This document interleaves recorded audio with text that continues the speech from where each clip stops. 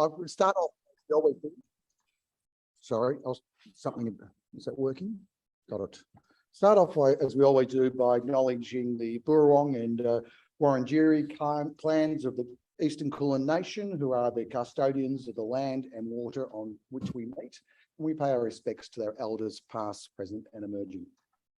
So this week's CCS seminar series, which, just to remind everybody or those who are new, is a new initiative to highlight some of the fabulous work that's done in the various departments, to showcase it to the rest of the school, because one of the areas we have found in the school is, while there's lots of really good work done in silos, people are not necessarily aware of what's going more broadly in the school, and there's so many opportunities for multidisciplinary collaboration. So that's the purpose of these.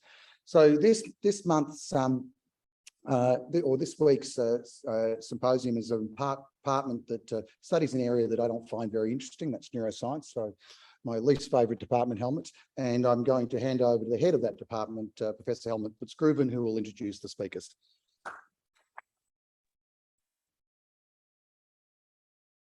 Thank you, Terry. So this is the first Department of Neuroscience CCS seminar. And so we have to present how we can possibly tackle the biggest problem in neuroscience, because as we all inevitably age, and I find myself aging, we either get cancer, and if we avoid that, we get dementia. And neuroscience is, of course, about dementia. We have a whole department of cancer that have also spoken beautifully in this seminar to fix that problem. So we're very lucky here in the department that we have two superstars, two clinical academics, Associate Professor David Darby and Professor Amy Brodtmann.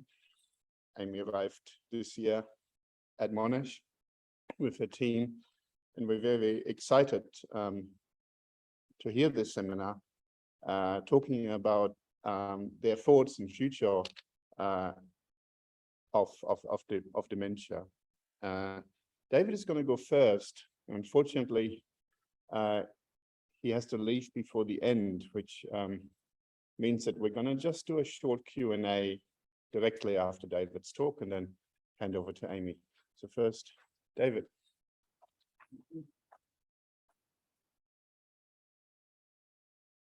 So thank you very much indeed for that really kind introduction.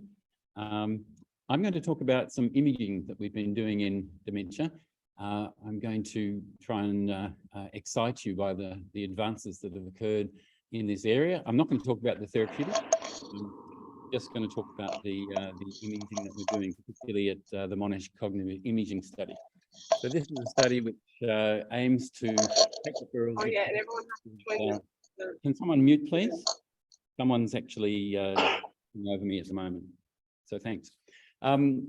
We are doing a study where we're encouraging referrals of patients with mild memory problems, and we characterise them with advanced imaging, particularly with PET scans, and I'll show you a lot of those pictures, as well as MRIs, and we're taking biofluid as well for a biobank, which hopefully will allow us to develop more sophisticated blood and other biomarkers to diagnose these conditions early. And they're the criteria that we use. Now, I just should add at the beginning, I'm going to present what are the canonical, the typical appearances of many of these conditions, but we are aware that multiple conditions and pathologies occur, particularly as people get older. So please keep that in mind. So let's talk about the clinical patterns that we see, patterns of memory impairment. And just briefly, we look at we see two typical patterns. One is a retrieval pattern. Both of these patterns have difficulty with delayed recall, but the retrieval pattern has inefficiency of learning, and they usually benefit from prompting. And we tend to call this attentional dysfunction. Whereas the rapid forgetting pattern, the key element is that the information decays much more rapidly and is gone, pretty much all of it is gone by the time you come to test it again. So relatively little benefit from prompting.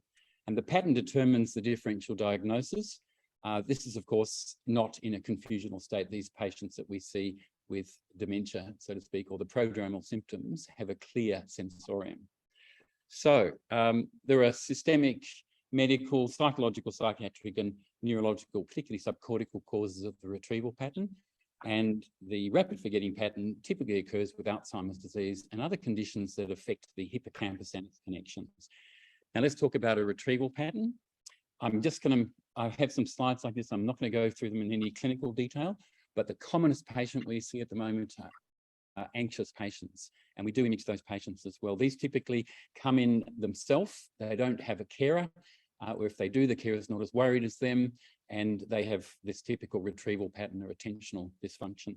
And when we do a PET scan, an FDG, a fluorodeoxyglucose PET scan, this is what we see.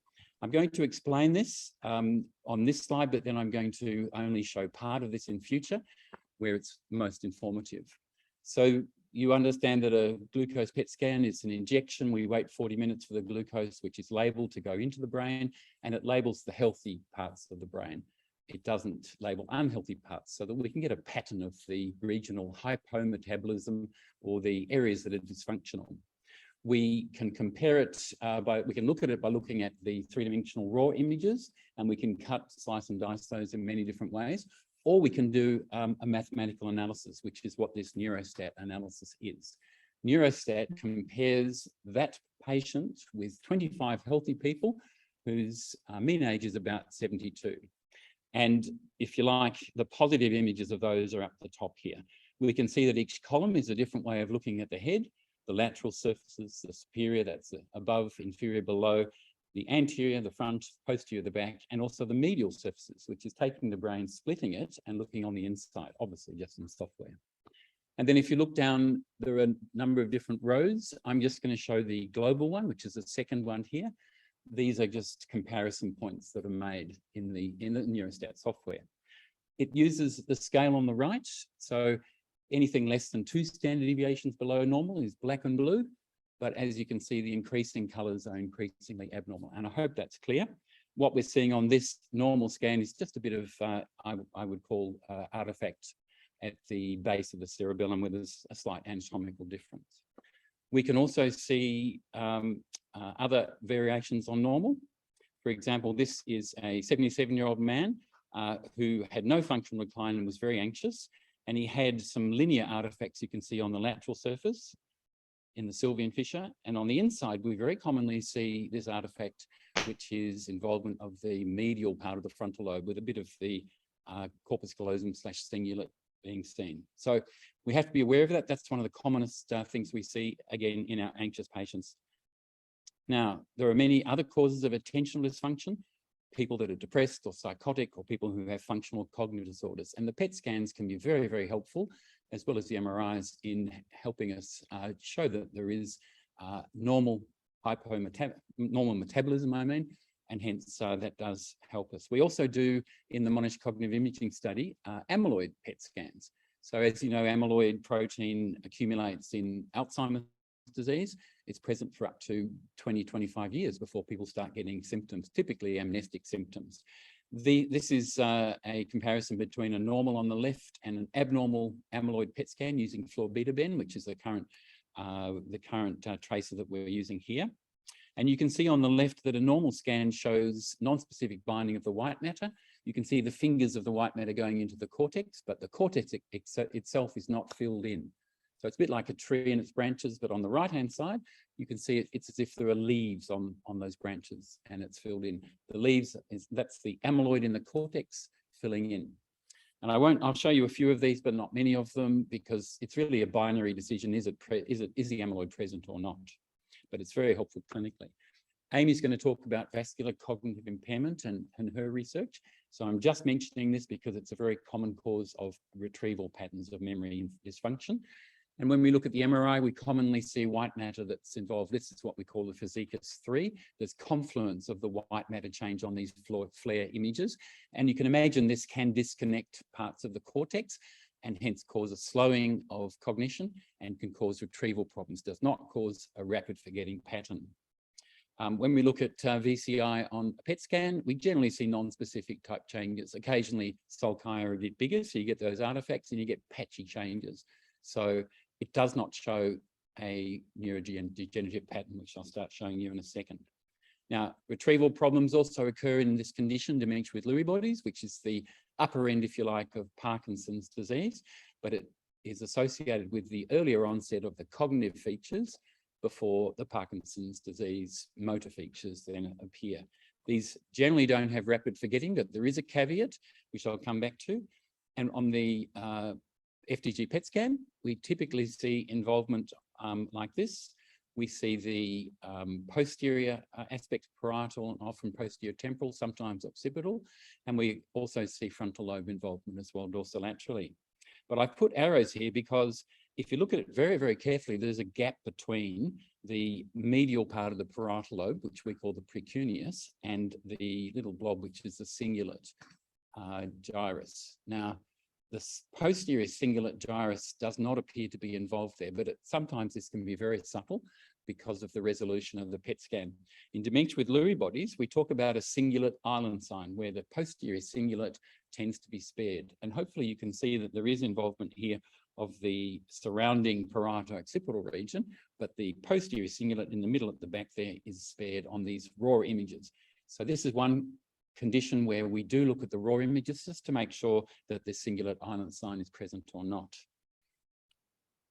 Now, in about perhaps 70%, the figures vary, of patients with DLB, there is a positive amyloid scan.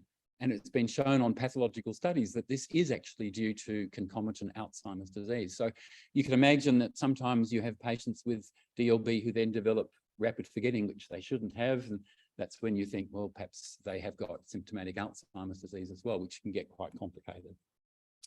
There are a range of atypical Parkinsonism syndromes, progressive supranuclear palsy, the corticobasal degeneration, and multiple system atrophy, for example. These are relatively common ones we see in our practice in association with the movement disorders people. These have a number of MRI changes which have been reported. We generally find these are not that helpful. I'll give you an example. In PSP, there's what's called the hummingbird sign. If you look at the right at the top, there is it's a sagittal picture of the brain stem, and you can see it looks a bit like a bird with a beak, a head, a relatively thick neck in this case, and a tummy. Now, that's out there on the web in Radiopedia as a hummingbird sign, but in fact, that looks like almost all the patients that I see. So some of these signs are great when they're obvious, but most of the time they're not that helpful. We find FDG PET is often helpful in these patients. This is a patient who had quite mild changes on the FDG PET, but you can see in the dorsolateral frontal lobe on the far left, there are some patchy changes in the frontal lobe, and also the supplementary motor area, if you look in the far right in the medial images, that's involved as well. So this is not a gross change, but it's something that we typically see in patients with progressive supranuclear palsy or corticobasal syndrome. If it's worse, you can sometimes get these markedly asymmetrical changes, as you see on this one here, where there's marked involvement of the left side pretty much only. Very, very striking abnormality. Lucy Vivash, part of our team in the MCIS in the Central Clinical School, she's been working with a new tau tracer, and these are some actually fantastic pictures of using tau PET, looking in patients with progressive supranuclear palsy and showing that the striatum does in fact light up. These are some of the first images where we've actually seen this. So this is very exciting, we think. So that's the retrieval pattern. Now we're going to talk about the rapid forgetting pattern. The rapid forgetting pattern, as I mentioned, is associated particularly with Alzheimer's disease and axial lesions. And by axial, I mean in the center of the brain. Now, we're aware that strategic strokes, infarctions, can occasionally be associated with this sort of pattern. And if we don't get a good history, MRIs can be very helpful in sorting these out. There's a typical clinical pattern. And just to highlight a few of the things, usually these patients are dragged along by others. They're not the ones who come along by themselves. And they generally downplay the fact that they've got a memory problem. And their personality is relatively preserved. We look at the MRI for medial temporal lobe changes, particularly atrophy of the hippocampus. We find that this is not a particularly good sign. It's often absent actually in patients who are less than 70. So for the early onset patients that we see, this is rarely helpful, but we do find that the FDG PET scan is helpful. This is a patient with typical Alzheimer's disease history and actually a moderately severe amnestic dementia. And you can see there is even red temporoparietal changes on the lateral surface. And on the medial surface, we've got the precuneus changes, but now you can see that the posterior cingulate area is filled in. And if you look at the raw images, you can see that's down as well. When it's mild, we can see very subtle changes. And if you look to the right in the medial aspect, you'll see there's some very mild patchy changes in the precuneus. This was a lady with proven Alzheimer's disease with a positive amyloid PET scan who then went on into trials. So we do see subtle changes, and the PET scan is very helpful in those situations.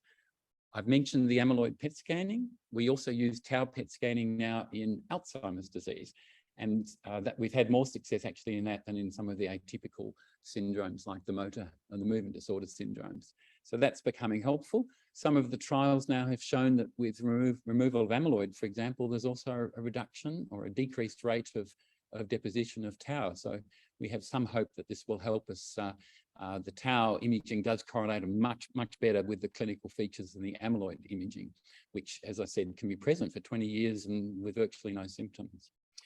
And we're aware that microhemorrhages, what's called cerebral amyloid angiopathy, tends to be, that microhemorrhages particularly tend to be in areas where there's increased amyloid parenchymally as well. But there are dissociations between these two.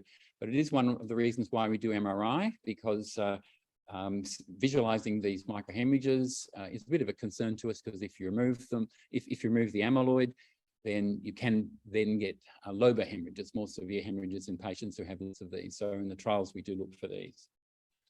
Now, we do have some exceptions to this. This is a 70-year-old fellow who's got what looks like clear-cut rapid forgetting. He's got a positive amyloid scan, but his FDG PET scan is non-specific. And so the question we have here, does he have asymptomatic amyloidosis and some other cause for his rapid forgetting? And I'll mention some of those in a second, or is there some other explanation? And sometimes we're not sure. In Alzheimer's disease, well, this patient was thought to have Alzheimer's disease. He had somewhat atypical, but he had parieto temporal changes laterally, and he had precuneus and posterior cingulate changes medially. But when he did an amyloid PET scan, this was negative. And this fellow was 75.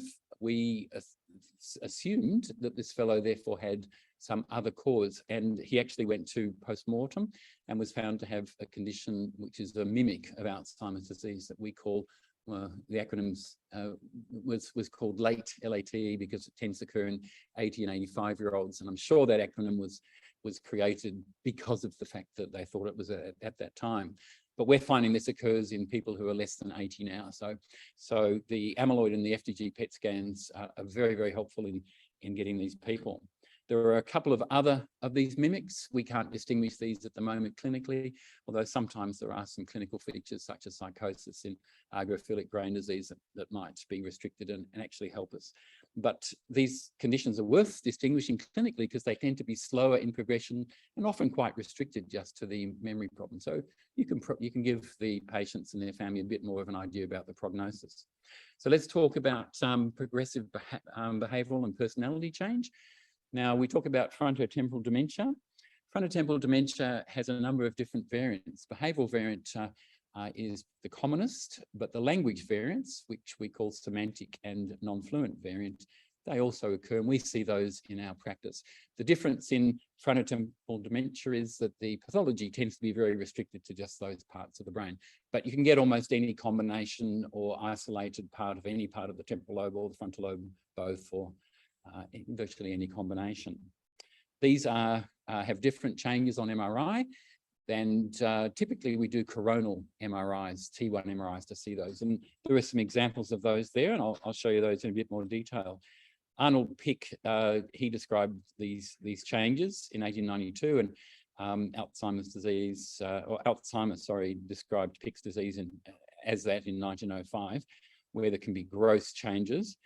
Behavioural variant is associated with motor neuron disease and some of the genetic causes, and there are some rarer variants. I've mentioned progressive supranuclear palsy and corticobasal degeneration. Some people include these in the frontotemporal lobar degeneration, which is a pathological term type spectrum, and we've seen some other rare ones as well clinically. There are some specific criteria for behavioural variant FTD. which if you want to make it probable, then you need to have imaging changes. And sometimes you can pick that whether or not it's a genetic variant of frontotemporal dementia, particularly in the behavioural variants. The genetic forms are actually a bit more common, and Amy is the PI on a study that's now looking at treatment for people with behavioural variant FTD with granulin mutations, for example, and hopefully we'll have other C9orf mutations. These are some of the commonest ones. But there's asymmetry or symmetry sometimes on the MRI, which can help you differentiate those. So I'll quickly go through some of the MRI changes. You'll see there's a gradient of atrophy from the front to the back in the sagittal images. That's a gross example. In the same patient, you can also see widening of the orbital sulci, as shown by that red arrow. And you can see widening of the medial frontal sulci as well, again shown by those arrows. On the coronal scans, I think it is more obvious. The orbital sulci are shown to be widened. This is gross. On the PET scans, the raw images at the top can show again that gradient with the frontal hypometabolism. But if you look at the FDG PET scan via a neurostat analysis down the bottom, I think you'll agree it's actually much more obvious. In this person, there's dorsolateral frontal changes, but also inferior changes and also medial changes. And this was consistent with this patient's clinical features. We do see variations of this. This is a 49-year-old fellow that we had that subsequently passed away and was proven to be a TDP43, one of the pathologies. He's got similar changes to what we just saw. Now, there are mimics, sometimes people with psychiatric disease. There's a phenocopy syndrome that we think at times is related to a very slowly progressive genetic form. There's also cerebrovascular disease, VCI can look like this, substance abuse as well, and something called the brain sagging syndrome, which you may not have heard of. The brain sagging syndrome was initially described only about 10 years ago, I guess. It's a radiological diagnosis on MRI is the best way to make the diagnosis. These patients present with a headache and can look exactly like behavioural variant frontotemporal dementia, insidious onset, slowly progressive. The changes on MRI include ones related to blocking of the vein of Galen, and so the pituitary looks enlarged and hyperemic. The tonsils of the cerebellum, they move inferiorly and can be below the foramen magnum, and there can be crowding of the brainstem against the clivus, the bone in front of the pons, for example, and often you get meningeal enhancement as well with contrast. So this is a condition that we do look for. If people have got headache, if they've got cerebellar signs, we think, oh, this is a bit atypical, and we'll definitely ask for this on the imaging. This is a patient, just very briefly, that I misdiagnosed, mea culpa, with frontotemporal dementia, who ended up having a shunt for normal pressure hydrocephalus. So sometimes it can be very, very hard. The radiological features in this fellow showed predominantly the ventricular enlargement. He didn't really have the other signs that we look for in normal pressure hydrocephalus, but it is something that we do think of. You can see the massive enlargement of those lateral ventricles, of the Sylvian fissure, and we call that disproportionate enlargement of the subarachnoid space hydrocephalus, which is said to be a classic sign of normal pressure hydrocephalus. So if you are concerned, send them along to us, but think about that diagnosis. And in the last 4.5 minutes, I want to talk briefly about progressive language loss. So progressive aphasia, or primary progressive aphasia, is a condition that we see where for the first 2 years, the predominant problem is an aphasia, acquired disorder of language. They tend to have good function, I should say. There are 3 variants. I've mentioned both the semantic variant and the non-fluent variant. These have specific characteristics. For example, just briefly, the non-fluent variant, they either have prominent agrammatism, which means that they don't understand anymore by or use the rules of grammar as they should, or usually they can have a progressive apraxia of speech, which is the way they program speech. So it's a cortical problem, but it sounds like they're drunk and dysarthric, and can often have trouble in public because people think they're drunk and they don't serve them in supermarkets and other places. On the other hand, that tends to be associated with posterior frontal problems. Whereas on the other hand, semantic variant is associated with loss of word meaning and tends to be associated with anterolateral temporal lobe changes. So the difference in that condition is they'll often not know, say, what a caterpillar is or a butterfly and not know the relationship between them, for example. And that's, in our experience, 100% of cases associated with atrophy that you can see on the brain MRI. Now, if it's not either of those, then we talk about a logopenic aphasia variant or logopenic variant. This tends in 80% of cases to be due to underlying Alzheimer's disease.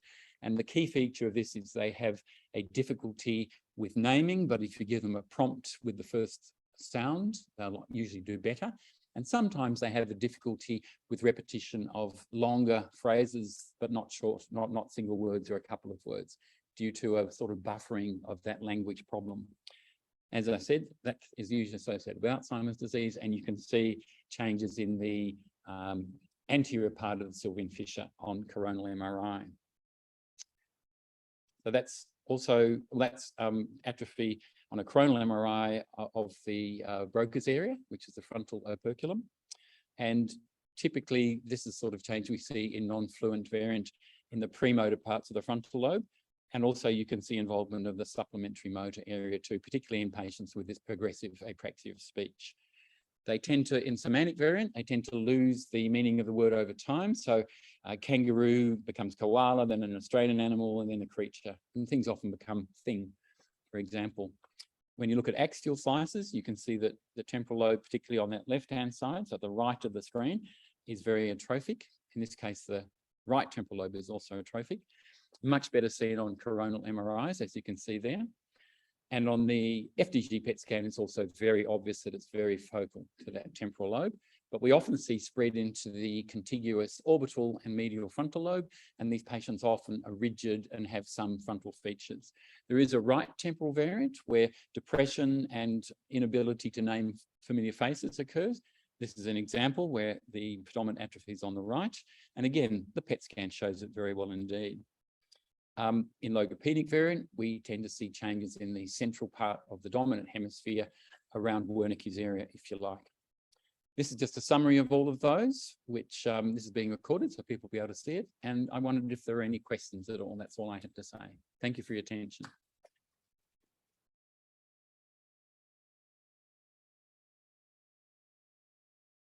So, are there any chat questions? No. Well, that's good. Everyone understands it then. So I think that's an introduction to imaging and clinical features of a whole lot of diseases that you may have never heard of. I hope we don't get any of them. But David, how much closer are we to understanding how or why particular brain areas are targeted, you know, with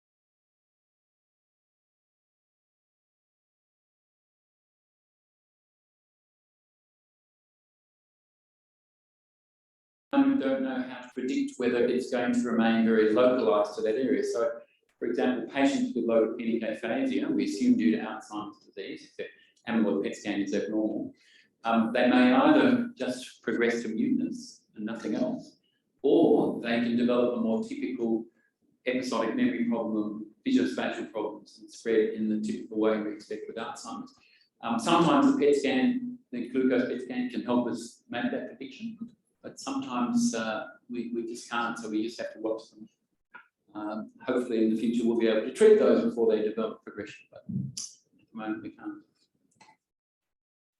Now, are you on? Okay, any other questions from the audience?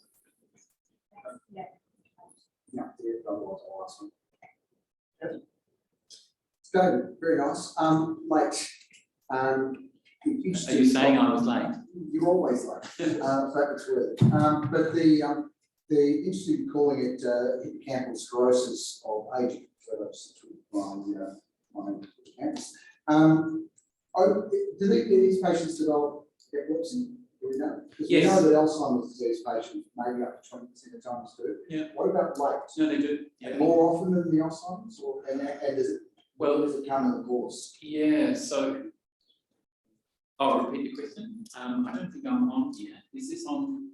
It is on. Okay, great. Sorry, the question was late and seizures, comparison with Alzheimer's, what percentage? So, I mean, maybe Amy can add to this, but my understanding is that figures are roughly 10% in patients with late, but I think we need to see more of them. That's sort of the rough figures the same Alzheimer's too. Yeah, but I don't. Diagnosis in this population of epilepsy is actually really poor. Well, but also our problem is that that is through pathological series, and we're only just beginning to recognise this now clinically because we're doing the amyloid PET scans in these people that otherwise we thought had Alzheimer's, and Katrina McLean kept on saying you're wrong again.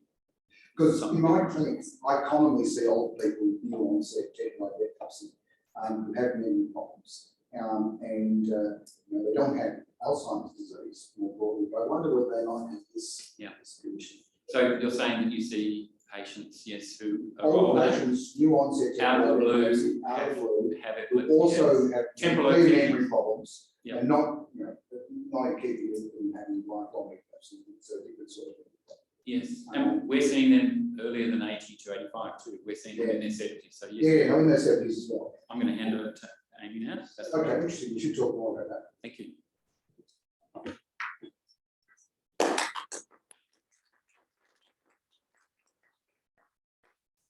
Well, Amy's going to set up, I think. So Amy's going to follow on. Now that you've learned all about how to recognize these things,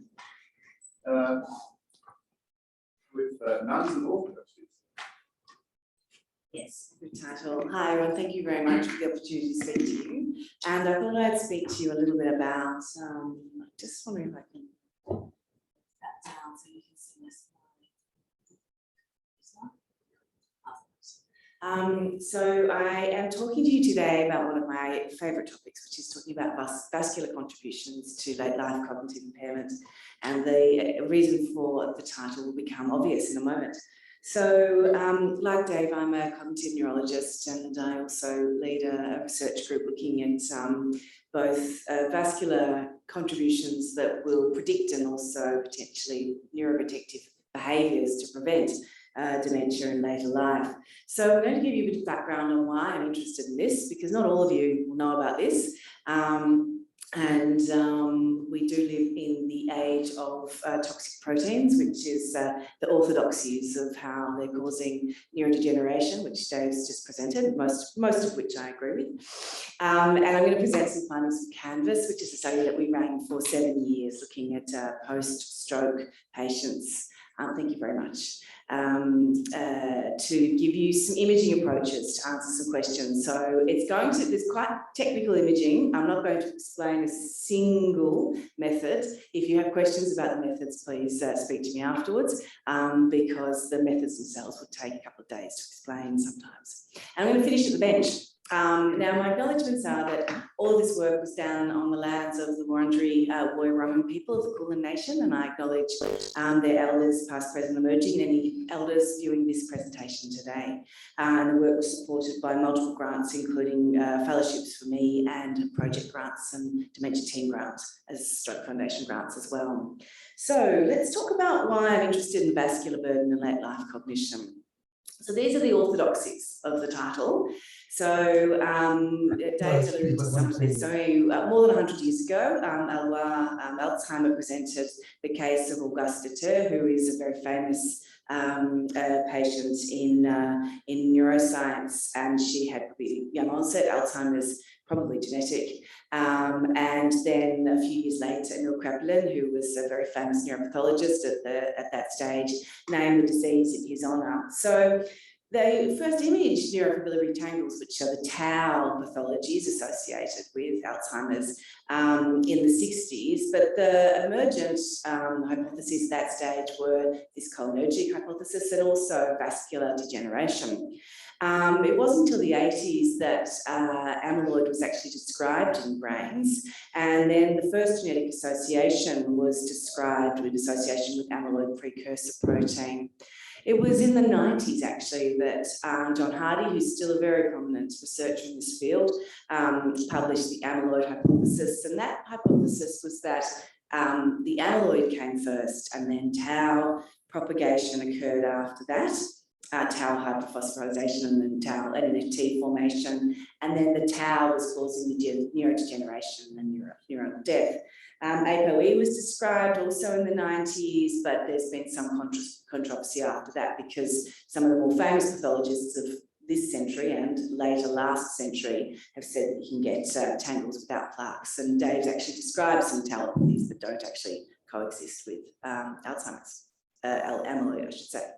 So the hypotheses have been tested in a number of trials, in fact, hundreds of trials and billions of dollars have been spent on this. It's interesting that in a review in 2019, only a fifth of the trials were in the amyloid hypothesis. That's now probably close to a third. But there's clear evidence that tau toxicity is associated with neuronal death. That's really clear. It's in a number of pathologies. And even one of the doyens of amyloid, Jack, said that the atrophy, the degeneration that we see in the brain, that Dave just beautifully showed in many conditions, is a measure of tau-related neurodegeneration, nothing to do with the amyloid. We know that amyloid causes synaptic dysfunction. Amyloid's bad for synapses, but it doesn't cause neuronal death. So there's still some controversy about actually what is driving the neurodegeneration. If it's not tau, if it's not amyloid, or if tau is only part of it, what else could it be? And so there has been a lot of people, such as myself, who are interested in vascular determinants of late life cognition. And most of you will know that Alzheimer's disease and cardiovascular disease and stroke share the same risks, almost exactly the same risk. The percentages or the proportions of the contributions vary. And there's been many, many pivotal studies that show that late life cognition is determined by your midlife vascular disease, especially the hypertension. It's true for all cardiovascular risk factors, including physical inactivity, which is in fact a relatively strong risk factor for Alzheimer's disease. Obesity, type 2 diabetes, etc. Hypertension is really the strongest one, so don't get high blood pressure if you don't want to get Alzheimer's or other dementias when you're older.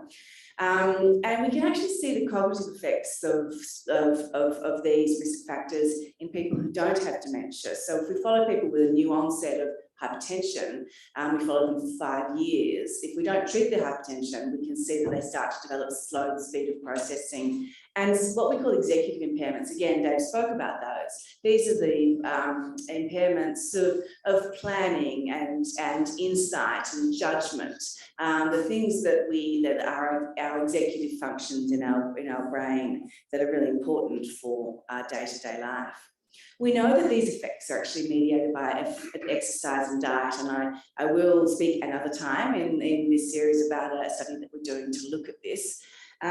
We also know that large hypertension studies that will be very familiar for the hypertension, the renal, the stroke and cardiovascular researchers amongst us, such as Progress and the Sprint Mind study, showed that aggressive risk factor management, and so this was a BP of less than 120 on 80 for Progress, lowers the risk of dementia, and that a healthy lifestyle is certainly associated with lower dementia risk and slowed cognitive decline. And the other indirect evidence that we have is that we know that in high-income countries, and this has been shown now I've listed a few studies here, but there's been more than 10 studies showing that over the 3-decade incidence of dementia incidence in high-income countries is declining. This has been shown in the UK, in Korea, Japan, in the US, in Canada. And this is presumably due to better vascular risk factor management. We also know that there's sex-specific risk factors that are emerging. We know that women who have cardiovascular risk factors have 1.5 times the risk of developing Alzheimer's disease with those risk factors, whereas they've only got about 15% more chance of developing vascular dementia. So there's actually sex-specific differences in how the pathologies manifest. So I've spoken about the orthodoxies, and let's get to the nuns. And the nuns, this is the religious order studies, which is a study that, in fact, Dave also alluded to in his study. Everyone calls it the nun study, but it is the Ross. It began in 1993, so it's been going for almost 30 years. And it involved more than 1,100 older religious clergy, and they were nuns first, which is why they're called the nun studies, but priests and brothers became involved later on, who agreed to medical and psychological evaluation each year until their death. And they became involved sort of from their 60s, and the oldest person had their neuropsych assessment at 100. And they showed that these people, and initially it was these women, but now it's been expanded significantly, had poorer cognitive function and a higher prevalence of dementia if they'd had strokes. And that their amyloid status, so when they looked at their brains, so they donated, all of these people donated their brains because they all said, God's got my soul, you can have a brain. And so they all gave their brains, and that their amyloid status, how much amyloid they had in their brain, in fact, bore very little correlation with what happened to their cognition during life. There was especially high prevalence of dementia in women who had microvascular disease. So that again speaks to that hypertension, diabetes risk that I spoke about before. And that the severity of dementia correlated very well with the number of brain infarcts, and much better than the amyloid deposition. Now, this was really controversial when it came out, so the opposite of an orthodoxy, but it's been borne out in all of the large longitudinal studies, including in different cultural and ethnic groups as well. So it was a great study. Now, this is the authors and the authors of other studies have then said, well, could vascular risk factors and vascular disease be the initiator, the stimulator, or the additive contributor to neurodegeneration? Now, we know that on the wards, at least 10% of our stroke patients have a history of dementia or cognitive decline. It's probably even higher now. Some weeks when you're on stroke ward service, it feels like it's all of them. 30% of people with stroke will have dementia at 3 to 5 years after stroke. And the other thing we know, and this has also been something that's been kind of contested, is that co-pathologies are the norm in normal aging and dementia. So we spoke about those, Dave spoke about those beautiful imaging patterns before. He also spoke about the fact that Lewy bodies and Alzheimer's disease often coexist. And that's absolutely the case. When again, if we look at another study that came from the same group, the Rush Memory and Aging study, we know that mixed neuropathology is the norm. So we can't ever have this, if you want a pure model of Alzheimer's, it's probably less than 5% of the people who are donating their brains. 94, so most people had more than one pathology in their brain. So one pathology in Alzheimer's is both tau and amyloid. So that's one pathology. 80% have got more than 2 pathologies, 60% have got more than 3 pathologies. So this mixed pathology is normal. It's the accumulation of these risk factors in our lives, in our brains. It occurs in other organs, and to think that the brain would be exempt from this is perhaps magical thinking. Alzheimer's is a really common pathology, but it rarely occurs in isolation. And the Alzheimer's pathology accounted for about half of the cognitive loss. But the other thing that accounts for most of the cognitive loss is vascular disease, gross infarct, cerebral amyloid, angiopathy, atherosclerosis, arteriolosclerosis are actually accounting for the cognitive problems. So, because of all this, one of the questions that, as a stroke and cognitive neurologist, I was always interested in this: is stroke driving this? Is stroke leading this? Or is it the vascular risk factors that are actually co-associated? So is it co-varying or causal? And we needed to ask some questions because 10, 15 years ago, there was actually no studies that said whether or not people had smaller brains when they had a stroke, whether or not their brain volumes, cognitive trajectories were worse after stroke, whether they lost more brain volume, whether the stroke was associated with more amyloid in their brain, and what was driving the atrophy, if that was happening, what was predicting the cognitive impairment after stroke. So we were really interested when this study came out a couple of years ago, because this is from another longitudinal study of aging. There are now many excellent studies where they followed people for 12 years, and they had to not have demential stroke at the start. So they said, come into our study, we're just going to follow a normal aging. And of course, during that study, people had incident stroke, about 5%. And when they looked at the people who had incident stroke, what was interesting is that, yes, they had more cognitive decline after the stroke. Can't quite reach there, move this over, but they certainly had more, oh, that's not working either, more cognitive decline after the stroke, but their cognitive decline was greater than people who didn't have stroke before the stroke. So they were already on a risk trajectory. They were already declining at a greater rate than those who had the stroke prior to the stroke. That is, cognitive decline can be regarded as a risk factor for stroke.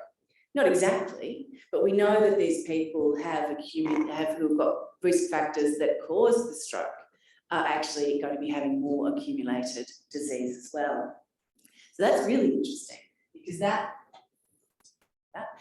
is suggesting that the stroke is just one manifestation of that vascular risk. It's the incident event that brings them to our attention, but all this is happening silently in the background. So we did the Canvas study. This was funded in 2012, and we were asking a question: does stroke cause neurodegeneration? And one of the problems with prior studies was that the people who had been in studies looking at post-stroke cognition, see Dave, had often were included because they had pre-existing cognitive impairment. The Sydney stroke study that was done in early part of this millennium actually included people with pre-existing dementia and cognitive impairment. Up to a third of them had that. So it was very hard to disentangle what was the contribution of the stroke. So we did a prospective control cohort study of 135 people and 40 healthy age matched control, and their pre-stroke cognition had to be normal. We were fastidious. We interviewed their carer, their family, their GP, the nurses on the ward, and the person. And our primary hypothesis was that stroke survivors would have greater total brain volume loss than age-matched controls. And our secondary is that those who were cognitively impaired 3 months after stroke, knowing there was a contribution of the stroke, as well as perhaps capturing any subclinical pre-stroke cognitive impairments, would exhibit greater brain volume loss. There were other hypotheses. We wondered whether their hippocampal loss would be greater, and we were all comparing with our controls. We scanned them and did cognitive testing and physical activity assessments in the first few weeks, which was 0, the baseline. At 3 months, 1 year, 3 years, a smaller group had scanning at 5 years, and a sub-study was looking at amyloid imaging at 3 years. And we hypothesised, again, I can't gesture, I don't have a pointer. Pointer. That's okay, that's fine. I'll just show you on the graph, the top line, it's fine. Thank you. The top line is the controls, and we predicted that they would have a small amount of brain volume loss over the 3 years of the study. The unhatched line is all stroke, and we predicted that they have smaller brains for all the reasons I showed you before, and they'd also have greater brain volume loss than the controls. And the dotted line down the bottom is that those who develop dementia or cognitive impairment would have greater brain volume loss again. So that there was that intersection, that coupling of the volume loss and the cognition. So what did we find? Well, we did find indeed that brain volume loss was compromised at the time of the stroke. This was a study that we published back in 2017, looking at baseline characteristics that patients who had the early imaging done, and looking to see whether their total brain volume, the hippocampal volumes were smaller. And we found that the hippocampal volumes and total brain volumes were smaller than our controls. What was interesting is that when we look at, overall, the hippocampal volumes were smaller than our control group, but those who had first ever stroke are the black dots in our stroke. Those who had recurrent stroke, which was allowable in our study, are the red dots. So the people with recurrent stroke had smaller hippocampal volumes again. So these are a group of stroke patients, already smaller hippocampal volumes than our controls, but those who had stroke previously had smaller hippocampal volumes again, so almost a dose-dependent effect. And these people had normal cognition. We didn't actually have any evidence that they had abnormal cognition prior. Now, this was quite a big deal. There was an accompanying editorial with this by David Brodtmann, who's a very influential US researcher, basically saying that this really represented a major departure from how we'd been thinking about cognition and stroke and cognitive decline. And it was really in contrast to this traditional event that it was some sort of obvious incident, stepwise decline, that there was in fact this insidious, covert decline that was happening that we picked up when they were manifesting with the incident stroke. We looked at cognitive domains because we were really interested to see whether or not they were declining at a quick rate after stroke. And we're also trying to work out whether or not there was stability, because there was evidence that in fact cognitive function, there was a sort of decline, but then they actually improved. And it seems unbelievable, but there's almost absolutely nothing out there on cognitive trajectories after stroke. We divided into 5 major cognitive domains, and what we found is that executive function did in fact demonstrate some evidence of improvement, presumably from really aggressive risk factor management control. Cognitive profiles overall were pretty stable. So those who were impaired after stroke sort of stayed impaired. Those who were normal after stroke stayed pretty normal. Now, they certainly had greater mood problems. There was greater depression and anxiety. Although they weren't severe, only a few of our patients had developed severe depression after stroke, and their mood and cognitive profiles, again, were pretty stable. But when we looked more closely and looked at another risk factor for cognitive decline, in fact, a risk factor for Alzheimer's, we looked at ApoE4 carriage, which I can speak more about later. We know that people with ApoE4 have a greater risk of stroke, vascular disease, and Alzheimer's. And the ApoE4 carriers, unlike the group as a whole, actually performed worse than the non-carriers on verbal memory. At 3 months after stroke, they had smaller bilateral hippocampal cortical volumes, and they had a very significant decline. So the group overall did okay, but if we pulled out the E4 carriers, they had greater decline in their processing speed and executive function. So really trying to pull apart individual risk factors for the stroke. So we know, though, that people with post-stroke dementia and post-stroke cognitive impairment, sometimes we don't see it for 2, 3, 4 years. In fact, there's a study that just came out 2 weeks ago that said it can be up to 5 years later. So why? How is this happening? We decided then to use imaging, which is, I'm an imaging researcher. That's what my PhD and postdoc was in, and I continued that. So we looked at a very tricksy technique called a pixel-based approach to look at white matter atrophy. And so this is at 3 months when we compared our stroke patients with our controls. We saw really significant white matter atrophy in most of the major association tracts that underlie cognition in the brain. So significantly different between controls and our stroke patients. We also looked at using a different way of estimating white matter health, looking at white matter integrity metrics. And we looked to see whether or not we could pull apart, was it the stroke severity that was associated with cognitive performance, or was it the health of the white matter? This is a study one of my postdocs did that was published 2 years ago, and we showed that microstructural poor health, if you like, or white matter poor health, was more strongly associated with executive function. Those functions I spoke about before that were stable over the first year, but we were able to detect an association. And in fact, Michelle, when she looked at specific metrics, we looked at how big the stroke was, how severe it was. In fact, there was pretty poor correlation with executive function out to a year. But when we looked at how healthy your white matter was, which again is being manifested by all the risk factors that exhibiting over the years, that executive impairments correlated much better with white matter metrics of white matter health, white matter integrity, than stroke severity or stroke volume. We also looked at individual areas. We wanted to see, well, is there a difference between, is the whole brain atrophying, parts of the brain atrophying, is it one side or the other, is it ipsi versus contralesional? So this is, again, a study published in Stroke 2 years ago. And we showed that regional brain atrophy is in fact quite dynamic, doesn't get better, but it certainly has times where it's faster than others. So again, the top lines on all of these graphs are our controls, which had, who did exhibit over a year, some minimal atrophy. The dotted lines are the contralesional, the side opposite to the stroke, and the dashed lines are the ipsilesional, the side of the stroke. And you can see that the hippocampi and the thalami are not having a good time after stroke. You're getting very rapid hippocampal and really terrible thalamic volume decline. Now, the thalami, for those of you who are not neurologists, are absolutely critical for all of our cognitive functions. They're important for executive memory function and essential for attention.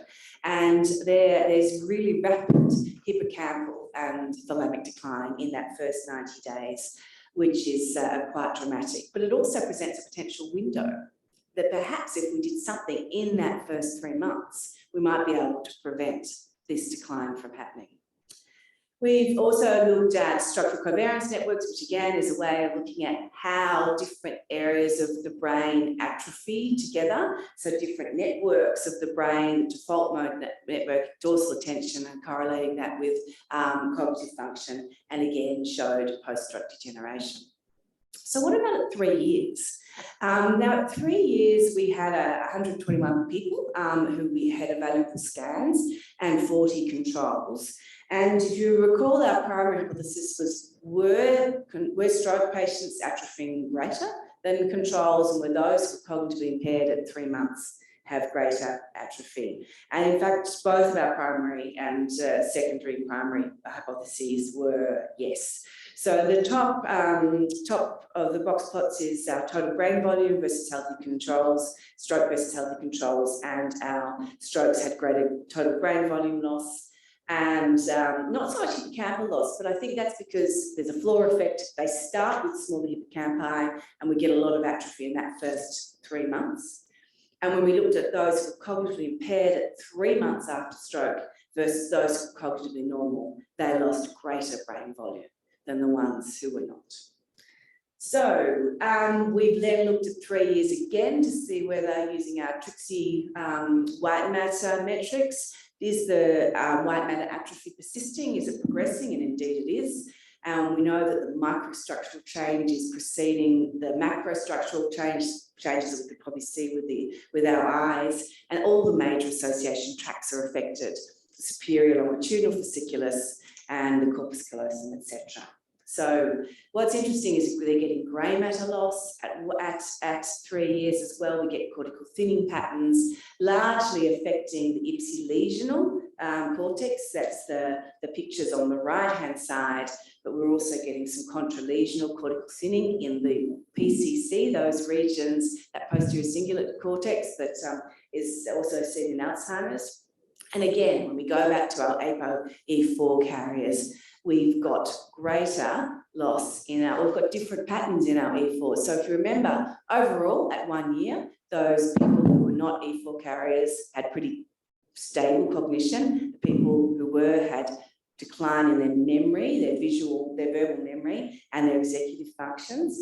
When we compare the E4 versus non-E4 carriers, they were not different in other demographics.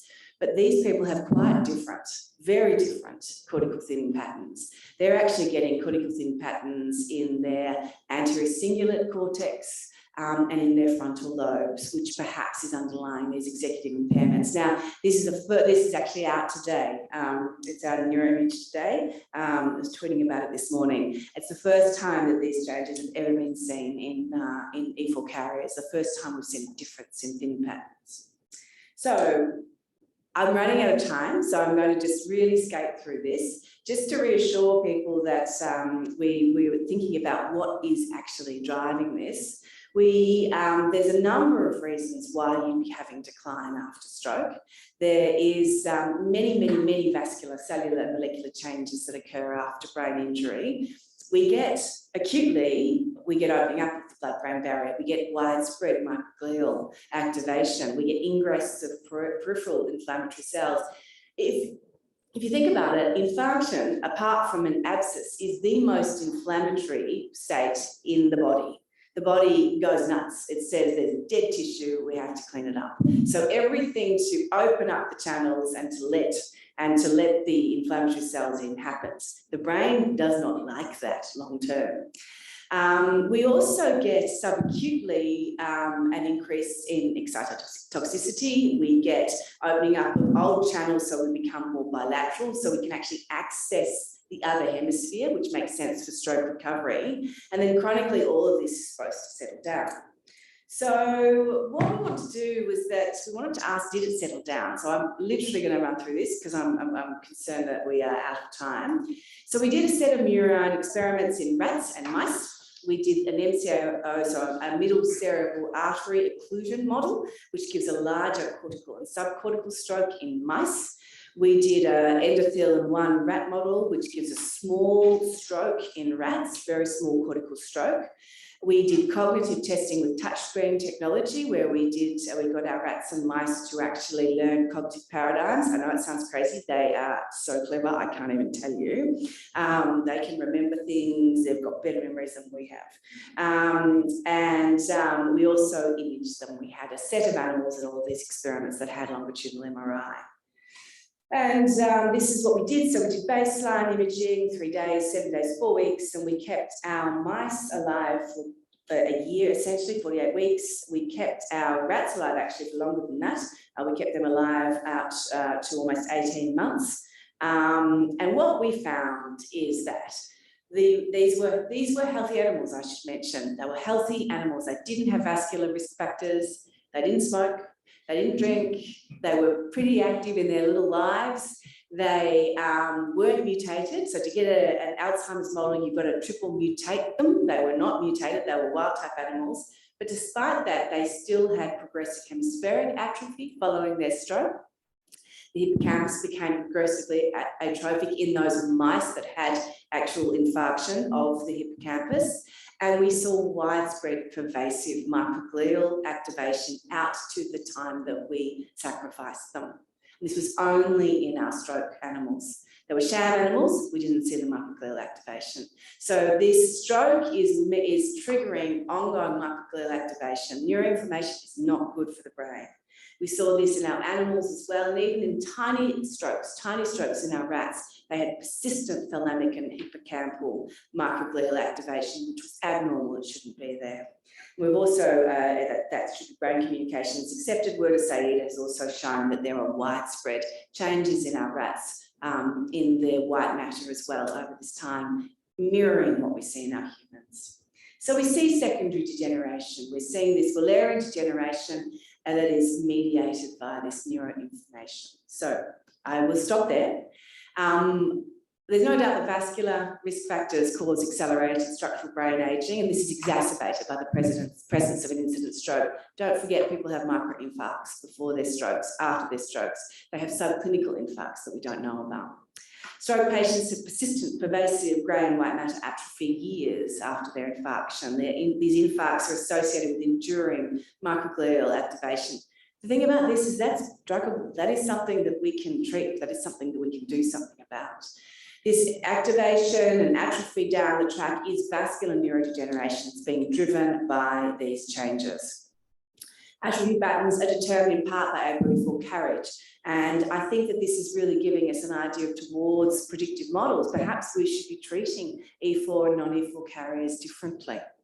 And we know that this degeneration of the white matter tracts is causing disconnection syndromes. It's manifesting as this cognitive impairment that we see down the track. This is the team or part of the team that have contributed to Canvas. This is the bigger team of the Dementia Research Team RAP. Thanks for listening.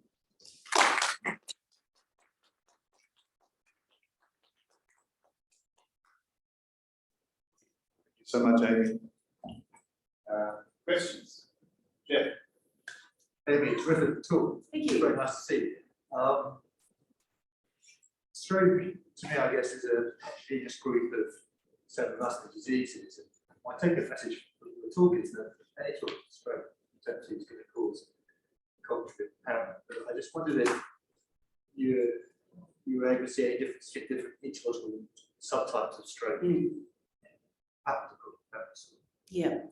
So yes, of course. So Jeff McLeod asked whether or not there were differences in our in the subtypes of stroke. So whether they were caused by a cardioembolic stroke or an atherosclerotic stroke, or whether there was regional areas.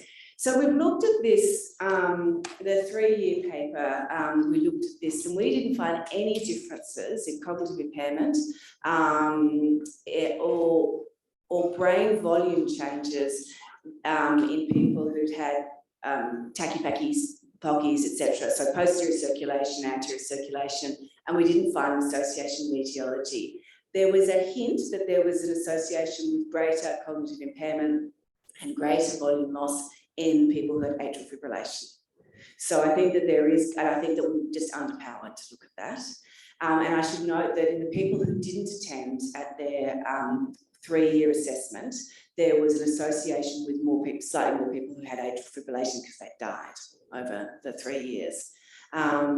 So we didn't find an association. There is in the literature a suggestion that posterior circulation strokes are more associated with cognitive impairment. We didn't find it in our study, but there is some suggestion of that. I'm not convinced about that yet. Well, related question to Jeff. What about stroke severity? So that Rob McCarthy asked whether or not there was association with stroke severity. No, none. And that is shouldn't be that surprising in the sense that there hasn't been an association shown before with delayed post-stroke. It's certainly associated with greater post-stroke cognitive impairments. There is an association with greater brain volume loss and stroke volume. But in terms of stroke severity, I'd have to emphasise, though, that we only had 2 people with a total anterior circulation stroke, so 2 tackies, both right hemispheric, in our study, and that our NIST, our National Institutes of Health Stroke Scale,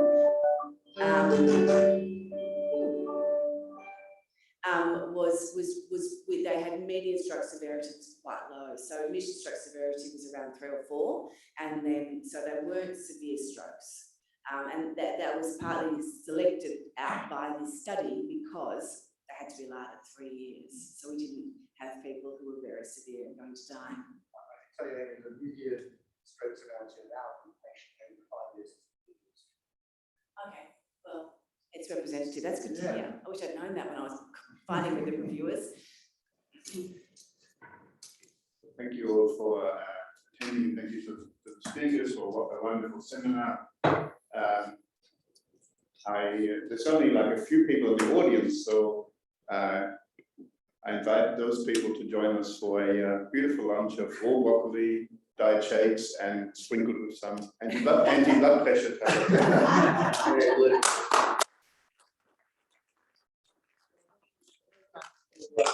Department of Neuroscience. That was an absolute world-class seminar. For those of us who were here, are absolutely privileged in a national priority area of research for our country and the world. So in 2 weeks' time, we have oncology, Department of Oncology. It'll also be a fabulous seminar, no doubt. Mark Shepherd's still to give us the speakers, but watch this space. Cancer is almost as important as dementia. If you don't get cancer, you'll get dementia, as Helmut told you. So please come back then and join us for lunch those who are here.